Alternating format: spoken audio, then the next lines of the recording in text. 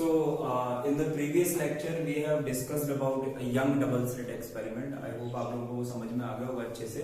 That is a very important article for the exams. और आज हम लोग क्या करेंगे, young double slit experiment से related numericals को try करेंगे, है ना. और numericals भी बहुत important है, एग्जाम में आते ही आते हैं, ठीक है. And young double slit experiment के numericals को करने के लिए फर्स्ट ऑफ ऑल आपको मिनिमा एंड मैक्सिमा की जो कंडीशंस थी वो याद रखनी पड़ेगी, ठीक है. Still there is a method to do these numericals a little bit more easily.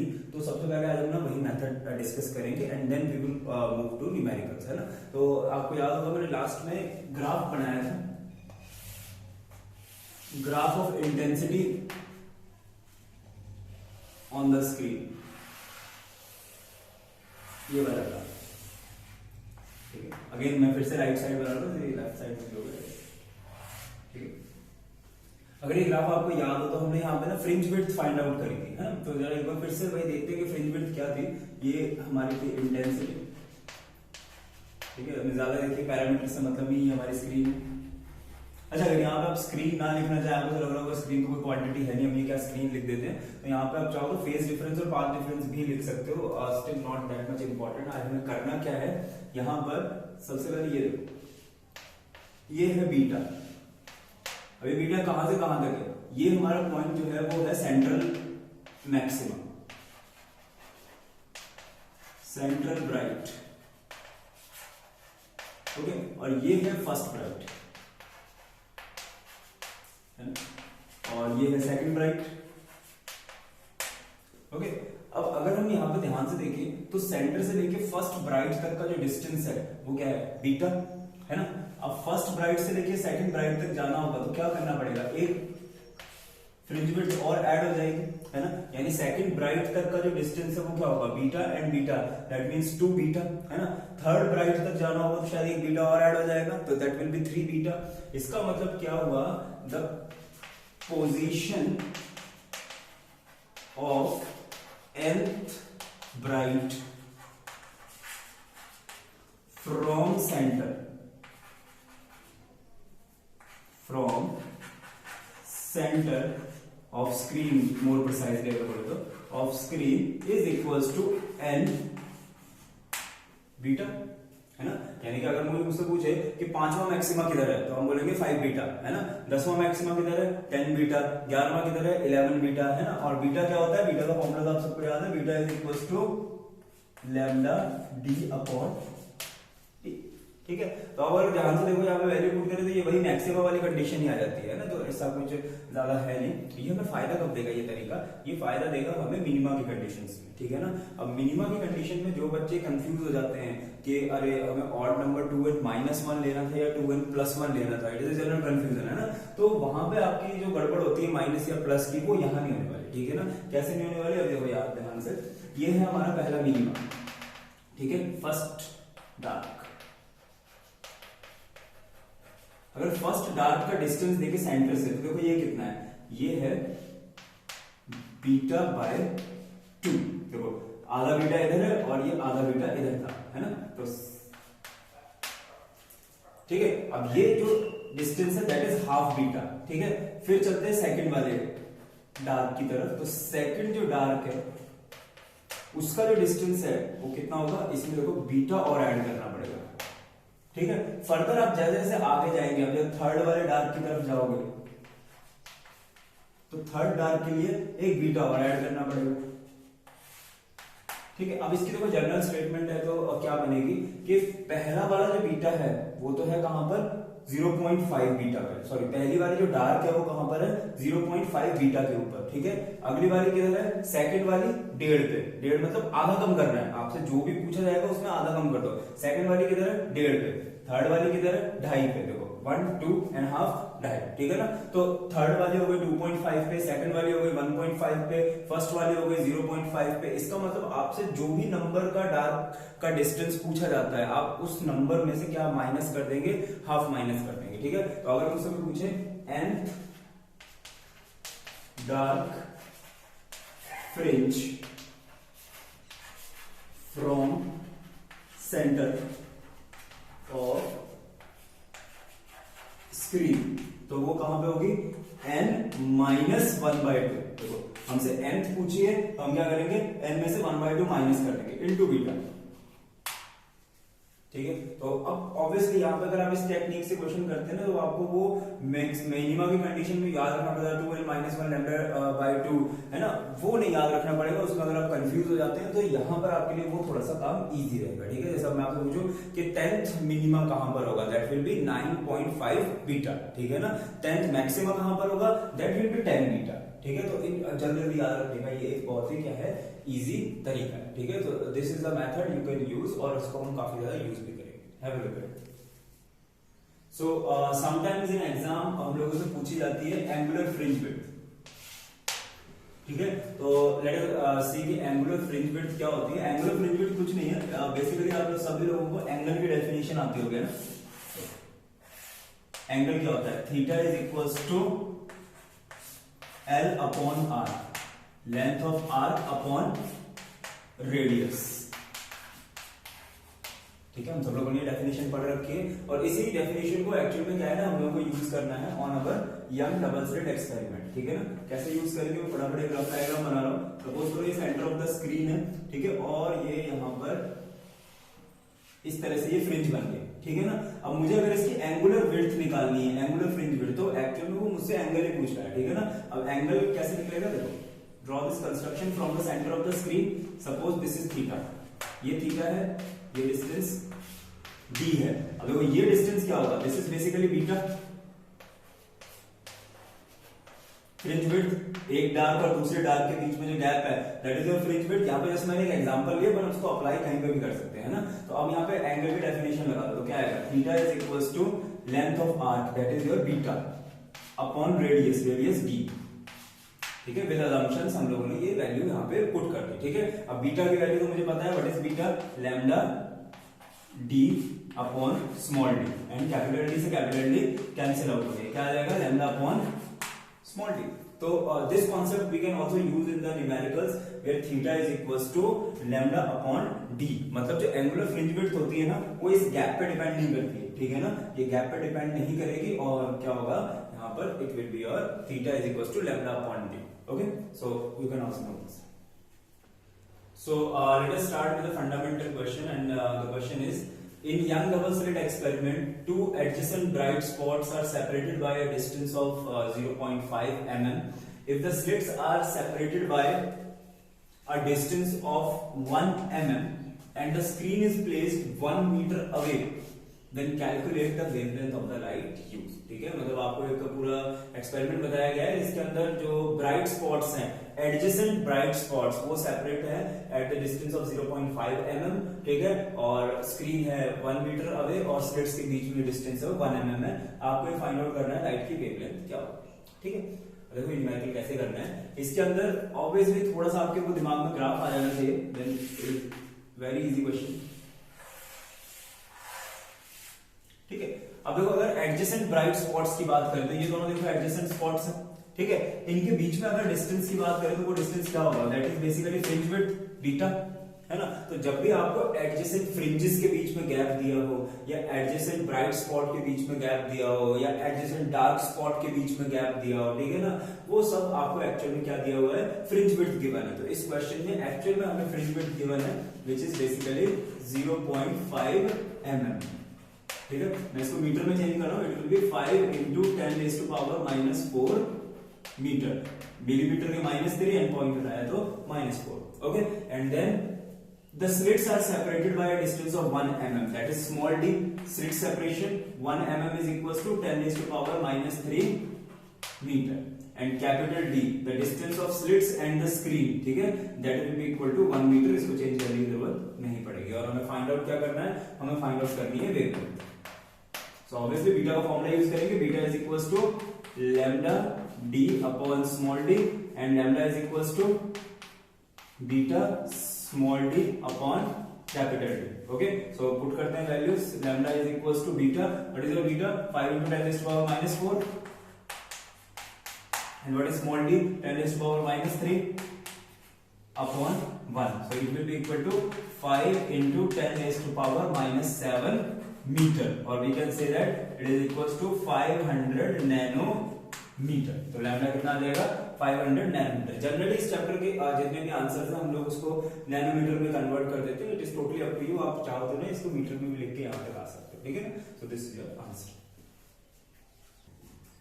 So let us do next question. In young double slit experiment, the slits are 0.2 mm apart and the screen is 1.5 meter away. It is observed that the distance between central bright fringe and the fourth dark fringe is 1.8 centimeter.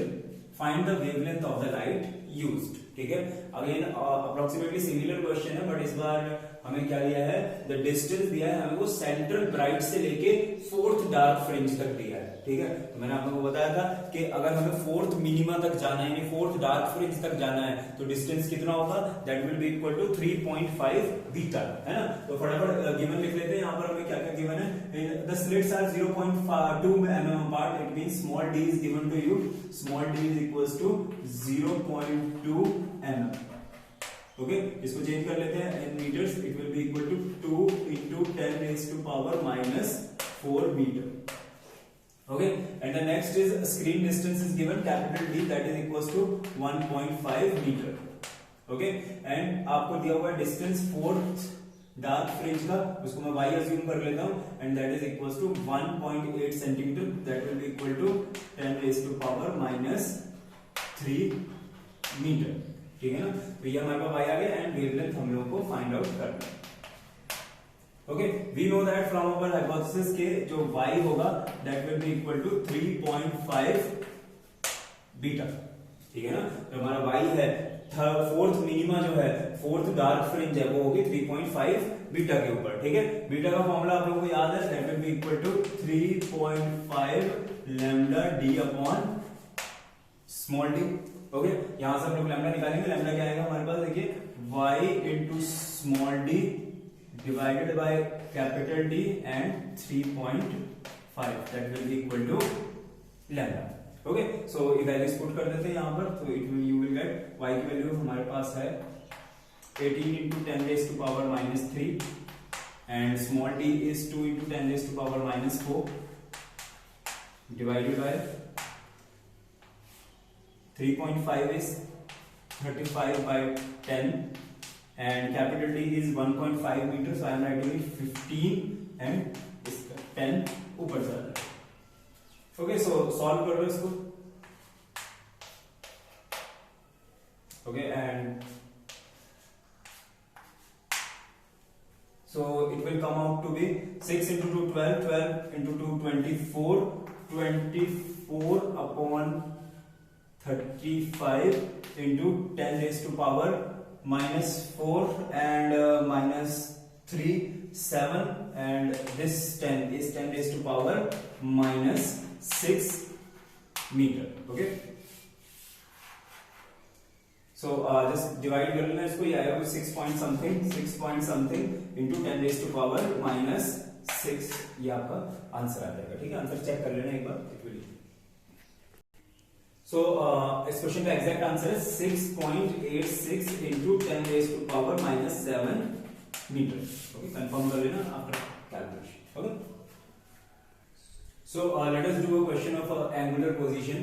in a double slit experiment is illuminated by a light of wavelength 6000 angstrom and the slits are 0.1 centimeter apart, the screen is placed 1 meter away, then calculate the angular position of 10th maxima। यानी अब आपको जो position निकालनी है किसकी निकालनी है, angular position निकालनी है। ठीक है, यानी कि बेसिकली आपसे ना वो एंगुलर फ्रिंज विड्थ पूछी गई है। अब एंगुलर फ्रिंज विड्थ कैसे निकालोगे, तो मैं डायग्राम से एक बार समझाता हूं। मान लो ये हमारा सेंट्रल ब्राइट है, ठीक है, और यहां से ये पॉइंट है, ये पॉइंट कौन सा है, 10th ब्राइट, यानी कि 10th मैक्सिमम। ठीक है, अब ये 10th मैक्सिमम है और ये सेंट्रल मैक्सिमम है। आपको ये जो आपके स्क्रीन की वो स्लिट्स है, वहां से सेंटर, ये आपका सेंटर पॉइंट है, ये एंगल आपको कैलकुलेट करना है, दिस एंगल, ठीक है ना। अब ये एंगल कैसे कैलकुलेट करेंगे, सबसे पहले तो आपको वही थीटा की डेफिनेशन यूज करनी पड़ेगी, theta is equal to L upon R। ठीक है, तो L क्या होगा, देखो सेंटर से लेके 10th मैक्सिमम तक का डिस्टेंस क्या होगा, that will be equal to 10 metre.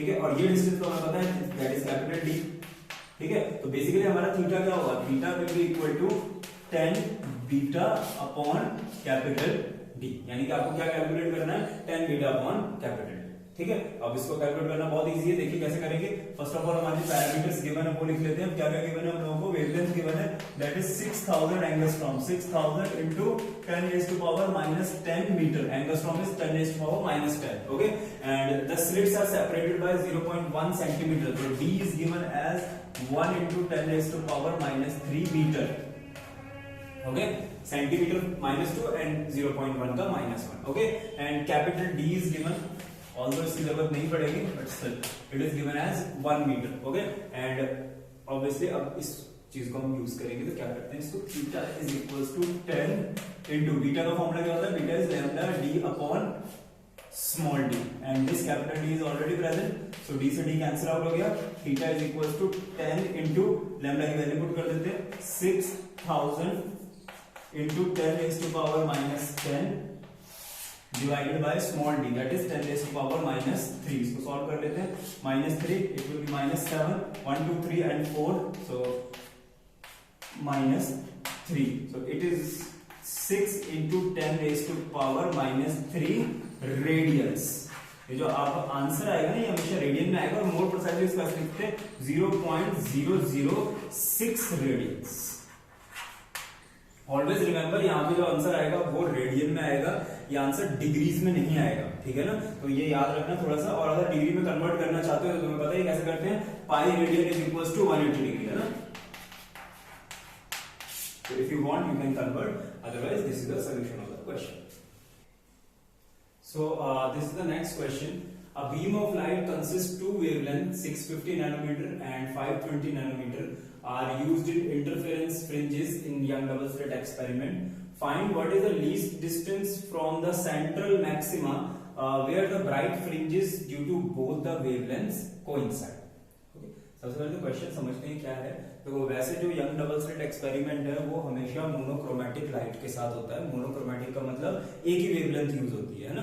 यहाँ पे हम लोगों ने क्या किया, दो वेवलेंथ यूज करी है 650 एंड 520। तो क्या होगा, यहाँ पर हर वेवलेंथ अपना पैटर्न बनाएगी इररिस्पेक्टिव ऑफ द अदर, उसको दूसरे से कोई मतलब नहीं है, वो अपना पैटर्न बनाएगी। तो स्क्रीन पे आपको ना दो पैटर्न एक के ऊपर एक ओवरलैप करते हुए दिखाई देंगे, ठीक है। 520 का एक पैटर्न बनेगा, उसके ऊपर 650 का दूसरा पैटर्न बनेगा। क्वेश्चन में क्या पूछा जा रहा है कि कभी ना कभी तो शायद ऐसा होगा, ठीक है ना, कि जो मैक्सिमा है दोनों के, ठीक है ना, यानी 520 का जो मैक्सिमा है और जो 650 का मैक्सिमा है वो एक दूसरे को ओवरलैप करेंगे।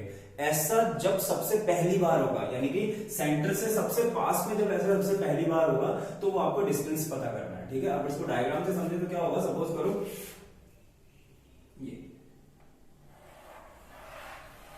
ये 520 वाले का पैटर्न है, ठीक है ना, एंड ये 650 वाले का पैटर्न है,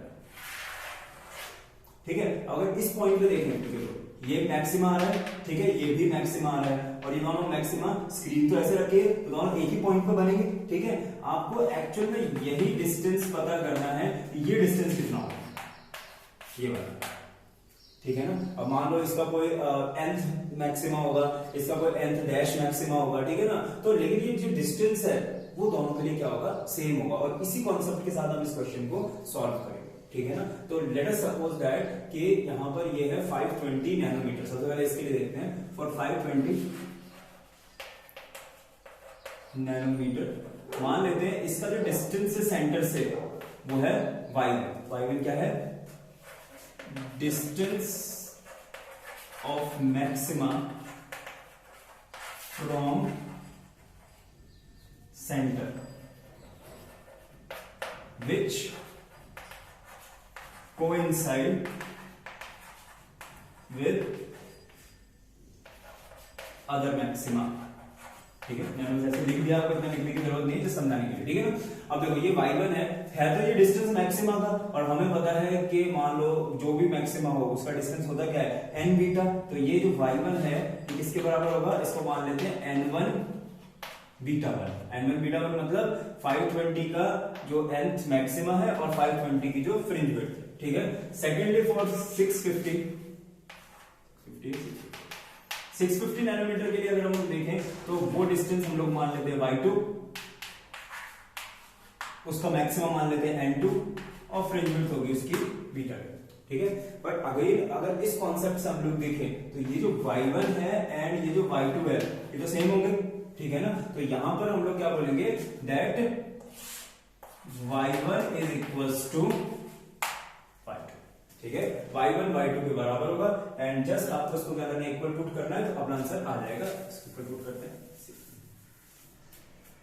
सो n1 beta 1 is equals to n2 beta 2। so n1 what is beta 1, lambda 1 capital D upon small d, and what is n2, lambda 2 capital D upon small d। Cancel out, see n1 तो हमें नहीं पता क्या है but lambda 1 भी no, lambda 1 क्या होगी 520 nanometre. so 520 into 10 raised to power minus 9 is equals to n2, what is lambda 2, 650 into 10 raised to power minus 9, minus 9 से minus 9, 0 से 0, 13 4 is 52, 13 5 is 65, so it will come as n1 by n2 is equals to 5:4, यानी एक का fifth maxima दूसरे के fourth maxima से coincide करेगा, ठीक है। अब यहाँ पे भी कंफ्यूजन जनरेट हो सकता है किसका फिफ्थ और किसका फोर्थ, ठीक है। अगर आपको यहाँ से नहीं समझ में आ रहा है किसका फिफ्थ और किसका फोर्थ, तो देखो बहुत ही सिंपल सी बात है, फ्रिंज विड्थ का फॉर्मूला क्या है, फ्रिंज विड्थ का फॉर्मूला है beta is equals to lambda D upon D. ये डिपेंड करता है लैम्डा के ऊपर, करता है तो जितना बड़ा लैम्डा होगा उतनी ज्यादा फ्रिंज विड्थ होगी, है ना।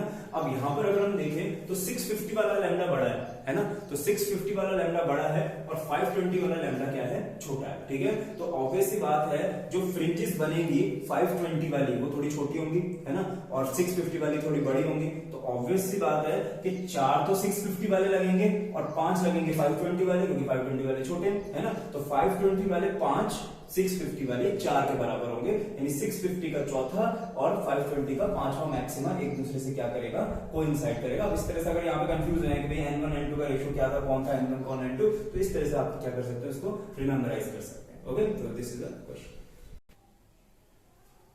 In young double slit experiment, the width of fringes obtained with a light of wavelength 6000 angstrom is 2 mm. Calculate the fringe width if the entire apparatus is immersed in a liquid of refractive index 1.33. Okay, अब देखो ये question क्या है, इस question के अंदर आपको fringe width given है, ठीक है। नहीं भी गिवन होगी तो पैरामीटर्स गिवन होंगे, उससे आप निकाल सकते हैं। हमने क्या किया है, जो पूरा एक्सपेरिमेंटल सेटअप है उसको उठाकर ना किसी लिक्विड के अंदर डाल दिया। मतलब यहाँ पे हम young double slit experiment liquid के अंदर कर रहे हैं, ठीक है। आपसे पूछा ये क्या है कि अगर हम इसे लिक्विड के अंदर जाएंगे तो फ्रिंज विड्थ के ऊपर क्या फर्क पड़ेगा, ठीक है। It is very important conceptual question, data सिर्फ इंडिकेटरी है। तो लेट अस सी कि क्या फर्क पड़ेगा। यहाँ पे देखो बीटा का फॉर्मूला क्या होता है, बीटा का फॉर्मूला होता है लैम्डा डी अपॉन डी। अब क्योंकि एयर मीडियम आ गया तो मैं इसको एयर लिख लेता हूँ, क्योंकि हम इनिशियली तो एक्सपेरिमेंट एयर में कर रहे थे, है ना। तो या एयर या वैक्यूम की बात करें तो हमारा बीटा था लैम्डा डी अपॉन डी। अब अगर हम पानी में अपरेटस को उठा के डालेंगे तो ऐसा तो होगा नहीं कि स्क्रीन चल के अपने आप पानी में स्लिट के पास आ जाएगी, डी तो डी रहेगा, ठीक है ना। ऐसा भी नहीं होगा कि पानी के अंदर जाने के बाद ये दोनों स्लिट एक दूसरे से पास या दूर हो जाएंगी, ये स्मॉल डी भी स्मॉल डी ही रहेगा, यानी इन दोनों के ऊपर कोई फर्क नहीं पड़ने वाला, ठीक है। फर्क किसके ऊपर पड़ सकता है, लैम्डा के ऊपर। तो लेट अस सी के मीडियम में जाके लैम्डा कैसे चेंज होती है, and it is your 10th class concept, आप लोगों को याद है, हम लोगों ने रे ऑप्टिक्स में भी बहुत पढ़ा है, ठीक है। सबसे पहले हम ये देखते हैं कि रिफ्रैक्टिव इंडेक्स की डेफिनेशन क्या होती है। रिफ्रैक्टिव इंडेक्स की डेफिनेशन होती है mu is equals to c upon v, speed of light in vacuum और in air upon speed of light in the medium, ठीक है ना। अब क्योंकि ये इलेक्ट्रोमैग्नेटिक वेव है और इलेक्ट्रोमैग्नेटिक वेव में वेलोसिटी का फॉर्मूला क्या होता है, velocity is equals to frequency into wavelength, ठीक है। हम सब लोगों ने पढ़ी है।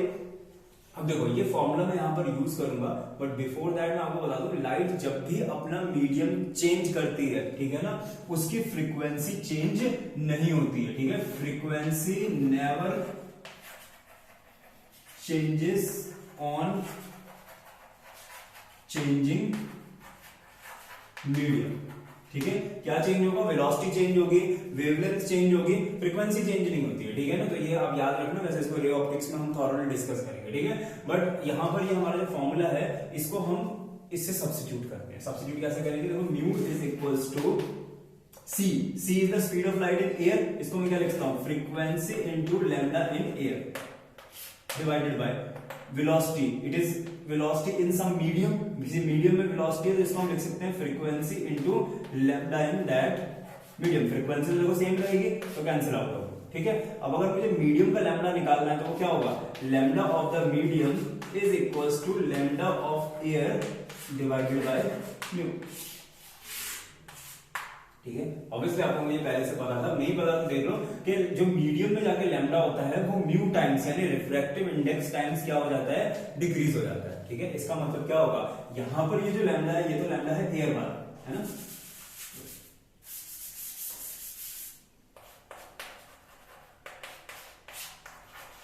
ये जो लैम्डा है ये तो लैम्डा एयर वाला है, ठीक है। पर जैसे आप मीडियम में गए तो बीटा मीडियम का आ जाएगा और मीडियम का बीटा क्या होगा, lambda of medium D upon T, ठीक है। अब लैम्डा ऑफ मीडियम को हम क्या लिख सकते हैं, lambda of air upon mu, ठीक है। तो यहां पे क्या आ जाएगा, is equals to lambda of air divided by mu D upon small, ठीक है। अब ये वाली सारी जो टर्म्स हैं ये तो यही हो गई ना, बीटा ऑफ एयर, तो आप इसे क्या लिखोगे, beta of air upon mu, है ना। तो बेसिकली होगा क्या, आप जब किसी भी मीडियम में जाएंगे तो जो भी मीडियम का रिफ्रैक्टिव इंडेक्स होगा उतने टाइम्स बीटा क्या हो जाएगा, डिक्रीज हो जाएगा, ठीक है। तो अब हमारा क्वेश्चन बहुत ही ज्यादा इजी है। इसके क्वेश्चन के अंदर हमें बीटा ऑलरेडी गिवन था, ठीक है ना, बीटा गिवन था, रिफ्रैक्टिव इंडेक्स गिवन था, ठीक है। तो अगर मैं मुझसे पूछे कि what is beta in the medium, तो beta in the medium is equals to beta in air क्या गिवन था, 2 mm, so it will be 2 into 10 raised to power minus 3 and refractive index क्या गिवन था, 1.33,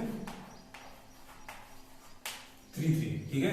इसको divide कर लेना, आपका answer आ जाएगा, ये आंसर आएगा approximately 1.5 into 10 raised to power minus 3 mm, ठीक है। So that will be your answer. Meanwhile concept is important कि बीटा कैसे चेंज होता है, okay. So let us see a new concept, and in this concept question पढ़ते हैं पहले तो, in Young double slit experiment white light is used and then predict the colour on the screen where the path difference is given as this much.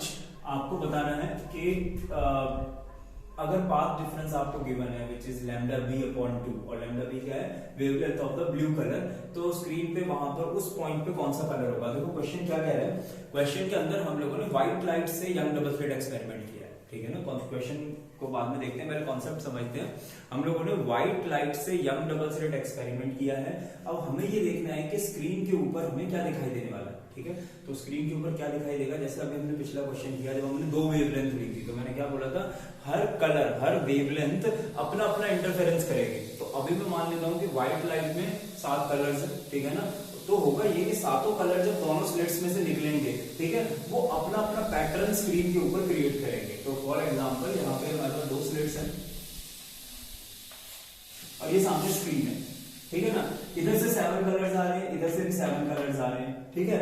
अब पहले suppose करो ये भी red है एंड ये भी रेड है, यहाँ पर रेड का एक स्पॉट बनेगा, ठीक है, और ऊपर फिर यहाँ पे रेड के मैक्सिमम मिनिमम इस तरह से बन जाएंगे, ठीक है। फिर इधर से आया येलो कलर एंड इधर से भी येलो कलर, ठीक है, और फिर ये आपस में मिक्स होके और यहाँ पे येलो का एक स्पॉट बनेगा एंड फिर येलो के मैक्सिमम मिनिमम बनेंगे, ठीक है ना। अगेन सब कलर्स के यहाँ पर सेंटर में मैक्सिमम बनते जाएंगे एंड ऊपर उनके maximum minimum according to their fringe width बनते जाएंगे। मतलब एक चीज तो गारंटेड है कि जो सेंटर वाला स्पॉट है वहां पे अगेन सातों कलर्स के मैक्सिमम बनेंगे, ठीक है। तो इसका मतलब जो सेंटर वाला स्पॉट है वो व्हाइट होगा,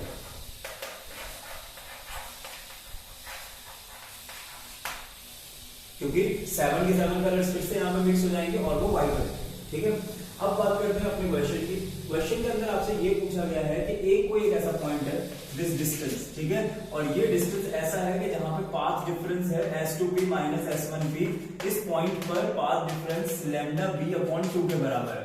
आपको बताना है यहाँ पे क्या पॉसिबिलिटी है, कौन सा कलर दिखाई दे सकता है, ठीक है। तो सबसे पहले ये देखते हैं कि पाथ डिफरेंस की क्या क्या वैल्यूज आ सकती है। देखो पाथ डिफरेंस या तो मैक्सिमा आएगा या मिनिमा आएगा, दो ही चांसेस हो सकते हैं, ठीक है। अगर मैक्सिमा आता है तो मैक्सिमा के केस में S2P माइनस S1P वो होता है n लैम्डा। हमने YDS वाला आर्टिकल किया था, मैक्सिमा कब आता है n लैम्डा पे, और n यहाँ पे क्या होगा, n is always an integer, n is equals to 1 2 3 4 है ना, या फिर सेंटर है तो 0, ठीक है। लेकिन कभी भी फ्रैक्शन नहीं हो सकता, ठीक है। इसका मतलब कभी भी यहाँ पे डिनोमिनेटर में 2 तो नहीं आने वाला, ठीक है। यहां से हमें क्या आइडिया लग रहा है कि S2P माइनस S1P, अगर हम बात करें मिनिमा की, ठीक है। अब मिनिमा की बात करें देन यहाँ पे देखो मिनिमा के केस में क्या आएगा, 2n माइनस 1 लैम्डा बाय 2। इस केस में डिनोमिनेटर में 2 आ सकता है, ठीक है। और यहाँ पे एक्चुअल में इट इज एनसीईआरटी प्रॉब्लम, ठीक है। वहां पे आपको वेवलेंथ जो गिवन है ना दैट इज इंटीजर, ये मत सोचना कि वेवलेंथ में तो अपॉन 2 आ जाएगा, ये ब्लू कलर की वेवलेंथ है, एग्जांपल के लिए ले लेते हैं, ये 4000 एंगस्ट्रॉम है, ठीक है ना। तो वेवलेंथ का 2 नहीं आने वाला है, ठीक है। S2P minus S1P 2n minus 1 upon 2, यहां पर देखो डिनोमिनेटर में 2 आ रहा है, इसका मतलब इट इज पॉसिबल, और पॉसिबल का इट इज 100% श्योर कि जो पाथ डिफरेंस है ये मिनिमा है, ठीक है ना। ये मिनिमा का करस्पॉन्डिंग पाथ डिफरेंस है, और किस कलर का मिनिमा है, ये ब्लू कलर का। क्यों? क्योंकि इसमें ब्लू कलर की वेवलेंथ यूज हुई है, इसका मतलब इस पॉइंट पर ब्लू कलर का मिनिमा है। ब्लू कलर का मिनिमा मतलब ब्लू कलर गायब है। अब ब्लू कलर गायब है तो कौन सा कलर डोमिनेट हो जाएगा, रेड कलर, येलो कलर, ठीक है। तो इसका मतलब इस पॉइंट पे आपको जो डोमिनेटिंग कलर दिखाई देंगे वो दिखाई देंगे रेड है, येलो है, या मोस्टली आपको यहाँ पर रेड डोमिनेट करता हुआ दिखाई देगा, ठीक है ना। तो यहाँ पे ब्लू कलर एब्सेंट होगा। तो इस तरह से आप एक आइडिया लगा सकते हैं कि कौन सा कलर एब्सेंट है, कौन सा प्रेजेंट है। बट मीनवाइल इसमें जो कॉन्सेप्ट था वो ये था कि 2 कलर्स हैं, यहाँ सेंटर पे आएंगे तो यहाँ पर ये क्या बनाएंगे, सेंटर पे व्हाइट स्पॉट बनाएंगे, एंड देन आप पाथ डिफरेंस से आइडिया ले सकते हैं। अगर पाथ डिफरेंस सपोज करो यहाँ पे ऐसा होता lambda r by 2, where lambda r is the wavelength of red colour, तो वहां पे क्या डोमिनेट हो जाता, वहां पे ब्लू कलर डोमिनेट हो जाता, ठीक है। और देखो इसमें थोड़ा सा एक और ट्विस्ट देते हैं कि सपोज करो, ये नोट कर रहे हैं ना, going to love this, so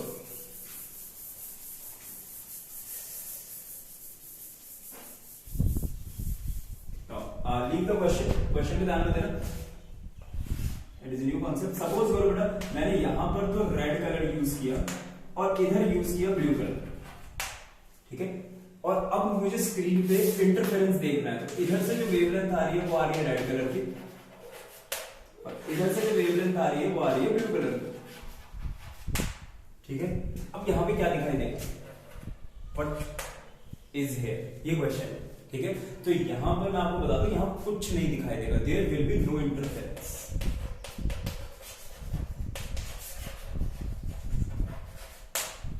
in this case interference की जो बेसिक कंडीशन है वो फुलफिल नहीं हो रही है, और वो बेसिक कंडीशन क्या है कि ये मोनोक्रोमेटिक लाइट नहीं है, ठीक है। मोनोक्रोमेटिक लाइट क्या होती है कि दोनों ही स्लिट्स में से सेम वेवलेंथ की लाइट निकलनी चाहिए, ठीक है। यहां पर इनिशियली जब दोनों स्लिट्स में से लाइट निकलती है तो वो क्या होते हैं, कोहेरेंट सोर्स होते हैं, उनका फेज डिफरेंस क्या होता है, कांस्टेंट होता है। अब मुझे बताओ जब यहां से सोर्स अलग अलग होंगे तो ऑब्वियसली इधर से रेड निकलेगी, इधर से ब्लू निकलेगी, इनिशियली उनका फेज डिफरेंस चेंज हो रहा है ना, which is not the basic condition of coherent source. ये कोहेरेंट सोर्स हो ही नहीं सकते, है ना। तो ये लाइट मोनोक्रोमेटिक नहीं है, और अगर लाइट मोनोक्रोमेटिक नहीं है तो स्क्रीन पे आपको कोई इंटरफेरेंस दिखाई नहीं देने वाला है ना। अब आपको इंटरफेरेंस देखना है तो इधर से भी आप ब्लू ऐड करिए और इधर भी रेड ऐड करो, तो आपको स्क्रीन पर रेड और ब्लू अपने अलग अलग सेपरेट फ्रिंजेस दिखाएंगे, ठीक है ना। और अगर आपने ऐसे कर दिया, ऊपर रेड और ब्लू दोनों में, नीचे ब्लू है, तो ब्लू कलर अपनी इंटरफेरेंस पैटर्न शो करेगा, रेड का उसमें कोई रोल ही नहीं होगा, ठीक है ना। रेड आपको स्क्रीन पे ऐसा दिखाई दे सकता है, ठीक है, बट वो इंटरफेरेंस पैटर्न नहीं बनाएगा, ठीक है। तो ये चीज याद रखने वाली है कि सोर्सेज ऑलवेज क्या होने चाहिए, मोनोक्रोमेटिक होने चाहिए, ठीक है। So today's last concept, factors on which fringe width depends। देखो वैसे तो आपको समझ में आ ही गया होगा, बट स्टिल मैं बता दूं, कई बार एक नंबर के कॉन्सेप्चुअल क्वेश्चन आए थे इसके बेस्ड। देखो बीटा का फॉर्मूला क्या होता है, बीटा का फॉर्मूला होता है लैम्डा डी अपॉन डी। तो बीटा डिपेंड करती है 3 चीजों के ऊपर, directly proportional to lambda, directly proportional to capital D, and inversely proportional to small D, ठीक है ना। अगर आप इनमें से कोई भी फैक्टर इंक्रीज या डिक्रीज करते हैं तो बीटा उसी हिसाब से चेंज होगा। फॉर एग्जांपल कि अगर आप स्क्रीन को दूर लेकर जाते हैं, ठीक है, तो बीटा भी क्या होगा, इंक्रीज होगा, ठीक है ना।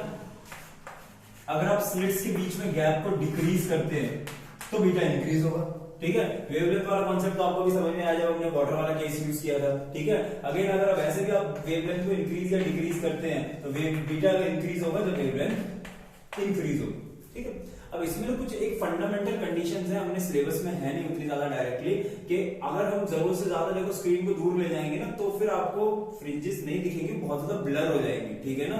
वो सोर्स एंड स्लिट के गैप का एक रेशो होता है, but that is actually not in our syllabus. NCERT में उसका एक एग्जांपल है, तो you can leave that example, वो आप ना करें तो कोई बात नहीं है, बट ये बेसिक कॉन्सेप्ट है, ये आपको हमेशा याद रखना है कि बीटा कैसे कैसे किस किस पे डिपेंड करता है, ठीक है। With this you can do all the questions of NCERT and your previous board exams, आपसे सारे क्वेश्चंस हो जाएंगे, ठीक है। तो आज का टॉपिक यहीं पे फिनिश करेंगे, यहाँ पे यंग डबल स्लिट खत्म हो गया। Tomorrow we will do the next topic.